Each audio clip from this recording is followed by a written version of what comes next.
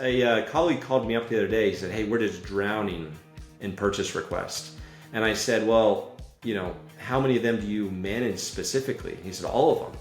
I said, well, of course you're drowning, right?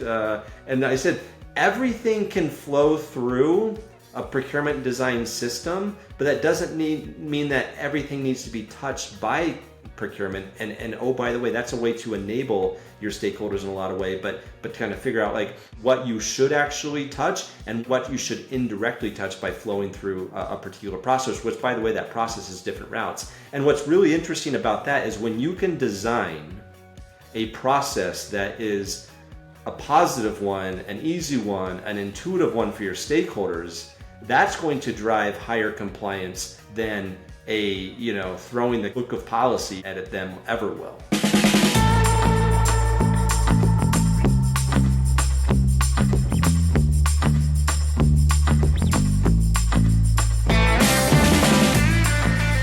Thank you so much for joining another edition of The Never-Ending Climb for a Stronger Supply Chain and Procurement. Today, we have the pleasure of being joined by Michael Shields. And Michael has spent his entire career in procurement, and he loves it. So, shared passion, but he's also highly critical of it, which those can both be true at the same time. And it's all in the spirit of making it so much better. Michael, thanks so much for joining us today. No, thanks for having me. And just in that spirit, I get to network with a lot of procurement people and go to the conferences. And I was just at one, and it feels like we're saying the same things that we've been saying for 10, 20, 30 years, whatever the case may be. And I'm thinking to myself, okay, with everything that's changed, and yet we're still talking about the same topics, are we changing as fast as we need to be? And my answer is probably, as a group, collectively, no. As individuals, it's hit or miss. 100% agree, Michael, because I know of a company who only in the last year or two finally turned off and unplugged their last fax machine. So I am confident, Michael, that there is a pace of change that is lagging. The other thing, too, is when people have been talking about something for decades as an aspirational, directionally correct set of things, I think they're probably true. Right? And it's not like motherhood and apple pie. It's very difficult to argue with those things. But to the extent that we can go and aim towards an objective where it gets better, I call it the never-ending climb. And this pursuit of better is so important. What are some of those main things that we keep talking about as procurement that some teams just seem to have a harder time getting, or they're maybe not getting permission to get to? Sometimes procurement definitely has a little bit of a victim mentality, if I'm being honest with you, where it's like, no one appreciates my work. I don't have a seat at the table. I'm still stuck reporting up through finance, whatever the case may be. And yet then when we go and we talk about like what we're doing, it's still, like I said, it's still like, well, how much have we saved? And gosh, how come they don't care about cost avoidance and, whatever the concept may be. And I'm just thinking, okay, what do our stakeholders actually care about? I mean, the first question when they say, hey, what are your primary goals, Michael Shields, for procurement?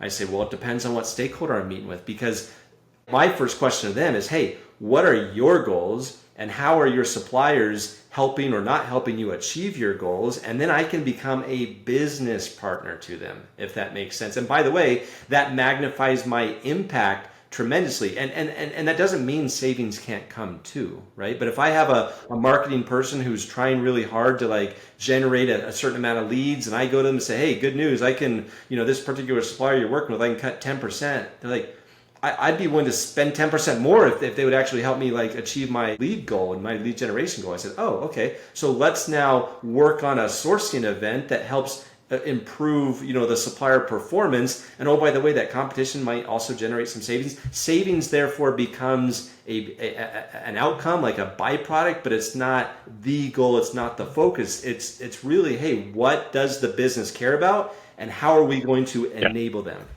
What I love about that is that it gets to that kind of principle of dig deep to understand what really matters. And if you're talking to marketing versus talking to finance versus talking to the shop floor manufacturing manager, they care about vastly different things. They all work for the same company, but they are focused in very different areas. And marketing, I'm sure, would spend double if it meant that they doubled the number of leads that they got that really panned out. And that is where I think it's another example of myopia, right? Or trying, procurement teams that sometimes use the same language across all of those different stakeholders, talking about savings to everybody. And some of those teams, that's really not their job. Talking to sales about savings, they want to sell more. They want to know that you got the product into the building so that they have product to sell. And what's funny too is finance cares about that as well. So at the end of the day, if finance come to me and said, "Hey, what did you do last quarter?" and I say, "Hey, good news, I saved $100,000," and they look in their P&L like, "Well, where'd it go?" Like, "Well, we spent it on something else." Like, "Oh, okay." But what if I told them, I said, "Hey, actually what we did is we found this new supplier for sales and their revenue projections went from $2 million to $2.3 million as a result of that." All of a sudden finance is like, "Oh." And then like, did we have to pay more for that? Like, well, actually, we actually brought our costs down by 10%. All of a sudden, like, oh my gosh, like where else can we do this, right? And even if your costs went up a little bit, you say, okay, our costs went up by 2%, but the ROI there went up by 10 or 15%. That is language finance understands, right? And I think procurement's job, I believe, can say, okay, what are those gaps in the business? How can we help our suppliers achieve those gaps? And then translate that in terms of tangible understanding and outcomes that they will then understand. All the parties will understand. It's fundamentally being a part of and supporting the engine of the business and keeping the eye on the overall engine, not just, one narrow cost slice of it.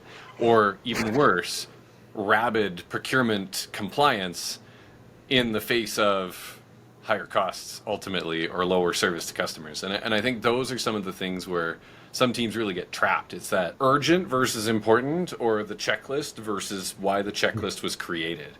I feel like that's a whole space that some people really miss the whole forest for the trees. And I wish, especially public sector, bless their hearts, I mean, we really need to help some of them lift up out of the checklist and get back to why the checklist was created. And I know that this is one of those things that we're both passionate about. What are you seeing people do? What are you seeing teams and procurement leaders do to help set and reset that correctly for their teams? Yeah, I definitely can echo what you're saying. It's like procurement's always talking about how busy they are and how much they're doing. And I say, okay, but what is the impact you're having? I think that's step number one, is like aligning what you're measuring to what the business needs. But then I think the other thing is like, someone asked me the other day, hey, like what trends have you noticed or whatever? And I tell them, I said, hey, I'm not seeing enough trends, for example, and we talked about this a little bit, Sean, but like procurement's not a one size fits all approach. So how do you balance maybe a business's need for savings with how do you balance, their need for speed with need to limit the risk and also the need to improve the stakeholder experience and the supplier experience? How do you like find that perfect blend, specific and optimized for the company that they work for? And by the way, help them understand what they really need. Yeah. And that's where it gets a little bit tricky. It really does. And I think there's an empathy component to it, not a policy compliance component to it. That is sometimes it's been a bias in the brand and the hiring and the what is the job of procurement. I know some procurement job descriptions talk about compliance and regulatory and risk management and all of these really things, not very fun. They don't really talk about things that help fuel the engine of the business and bring a bit of that entrepreneurial part and actually focus on what it does. But when you write the job description that way, I mean, you might as well be saying, hey, I'm here from internal audit and I'm here to help. And as somebody who a long time ago worked in internal audit, I feel like I'm allowed to poke fun at it, but that is not the way you show up in a meeting.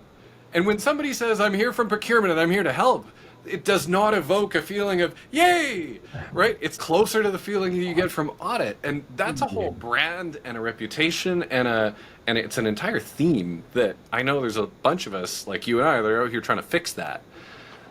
Yeah, it's really interesting to see procurement sometimes embrace this idea of like a no or a cost cutter or so like Doctor, no soup for you. I'll kid you not. One time, the CEO who respected me started calling me the assassin, and I hated that name. I was like, no, stop. Like I do not want to be, I mean, on the one hand, like it's kind of a cool nickname. On the other hand, I do not want to be referred to as the assassin. I specifically worked hard to kind of change that perception because I think it's so important, actually, what people think about us. Because if they have this negative connotation towards us, guess what? There's going to be limited usages for us. People are going to try to go around us instead of working with us. There's also going to limit our pay. It's going to limit our upward progression. It's going to limit all of these things, right? And so I think that we actually need to do a very good job of curating our image and our brand. And hey, what are we known for right now?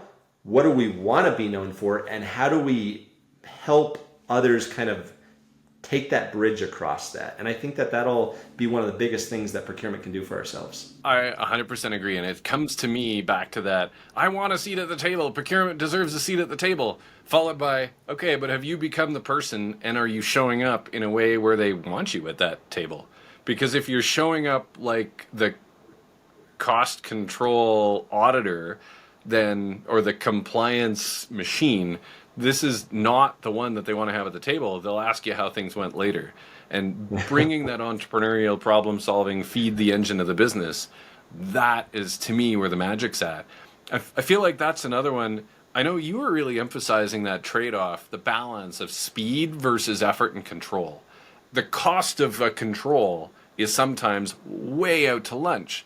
And the $50,000 cutoff that you were mentioning as one company has as an example, that speed versus the cost of the control versus the effort versus the risk that is left over, that's something that I know you've got some passion around what you think good looks like. I'd love for you to share that.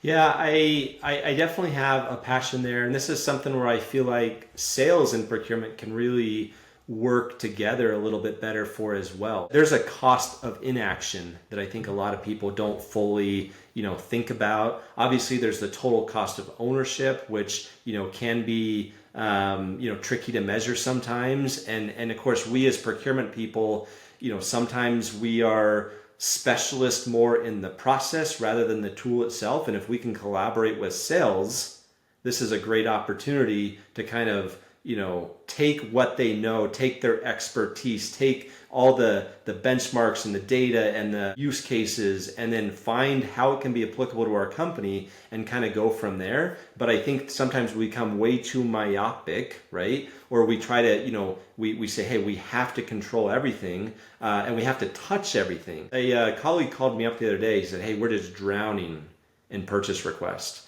And I said, well, how many of them do you manage specifically? He said, all of them.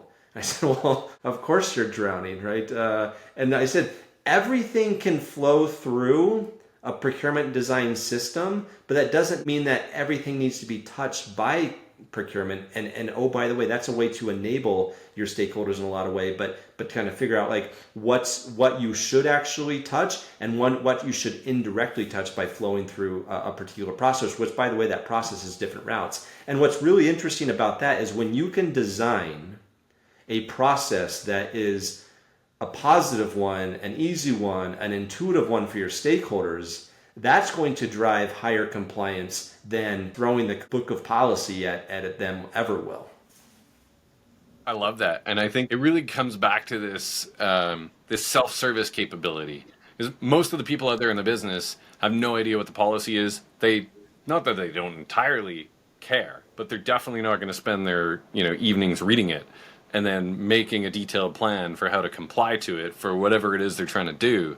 So to the extent that we can go make that easy for customers of procurement, I think there's that whole reimagination. I've always believed that sales must never be about jamming a product down somebody's throat. And I know this runs counter, and there's a whole bunch of people that would argue with me, but to me, it's about helping somebody buy from you, not selling to them. And I believe that procurement has that same opportunity of helping make it easy for suppliers to do business, and even more important, people in the business to get what they're looking for in a way that's compliant, in a way that checks the boxes, and as light as touch as possible. That to me is where the magic really comes in. And I'm hearing you talk about that as something that I know people have been looking for years. the fun part, I think, is that the bar of what good looks like keeps getting further and further and further up. And so the people that were still jumping at, a few feet or, a meter they're now having to jump a lot higher to pass that bar of what good looks like today versus 10, 20, 30 years ago. The white glove service from Pierre to come and help you with anything you might need to buy is too expensive for businesses today. I would agree with you 100%. The bar is definitely higher, but I would also say that the technology and the resources available to us is also higher than it's ever been. I mean, you think back to even 10 years ago, a decade ago, and the number of tools available for procurement functions was limited, painful experiences, let's be honest with you, right? And now, obviously we have so many tools. We've got artificial intelligence baked into those tools, and we have all this data. We have so much data now, data that, is easy to access, a data that is helpful and makes us more efficient. And so, once again, if we're doing things the way we were doing it 10, 15 years ago and using the same tools we were using 10, 15 years ago, it's going to be really hard to clear that bar that you were talking about, right? But if we can harness that data, harness that technology, that's where it becomes easier almost to do more, which is the mandate right now, to do more with less, right? I love it.